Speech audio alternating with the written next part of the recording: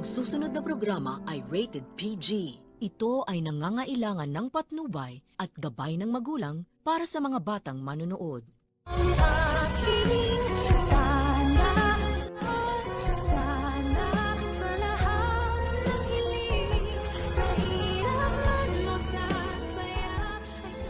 Bago umalis si Regan at Harry sa bahay nila Lynette, ay niyakap niya muna ang mga ito at patago niyang inilagay ang isang papel na may nakasulat na tulong sa bulsa ni Harry. Kaya naman habang nagbabiyahe na nga ang dalawa, ay agad na naisipan ng magkaibigan na balikan agad si Lynette pagkakita nila ng papel na may nakasulat na tulong. Sakto rin naman ang dating ng mga binatilyong ito. Dahil ang isang armadong lalaki nga ay mukhang may balak pang manyakin itong si Lynette na tinangka siyang hawakan sa muka. Kaya naman nanlaban ang nanay ng batang doktora at pinagsasampal ang armadong lalaki. At dahil naroon na rin nga si Regan at Harry, kaya hindi matutuloy ang mga masasamang plano ni Moira at ng mga tauhan niya. Pagkat panigurado rin naman na tumawag na sila Regan ng pulis upang hindi na makatakas itong mga tao ni Moira.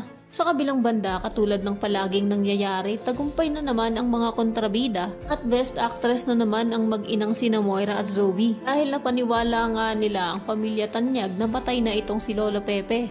At ang twist ay wala na naman silang kinalaman doon. Ngunit kung inaakala naman nilang mag-ina na titigil na lang si Annalyn sa pag-iimbestiga niya tungkol sa kung ano talaga ang tunay na nangyari kay Lolo Pepe, ay nagkakamali sila. Pagkat isang malaking question kasi kung totoo bang patay na ito, bakit wala naman ang mga labi ng matanda? Kaya tuloy itong si Carlos ay pinagsabihan na naman ang batang doktora na napatunayan naman na daw ni Zoe na wala siyang kasalanan. Bakit daw ba hindi pa rin ito tinatantanan ni Annalyn at gigil na gigil pa din daw siya sa kapatid niya? Sagot naman ng batang doktora na gusto niya lang daw talagang malaman kung ano talaga ang tunay na nangyari kay Lolo Pepe. At kahit ano pa daw ang sabihin at gawin nila, ay hindi daw nila mapipigilan ang batang doktora na alamin ang katotohanan. Ganon sana ang mindset, hindi katulad ni RJ na konting pangungonsensya lang ni Carlos. Magpakatatay naman daw kay Zoe ay nadadala agad ng pagdadrama ng mga luka-luka. Kaya naniniwala agad at napapaikot nila Zoe at Moira sa mga kamay nila. Kaya naman kung isa ka rin sa mga nagnanais na sana ay maisipan ni Annalyn na magpa-DNA test sila ni Zoe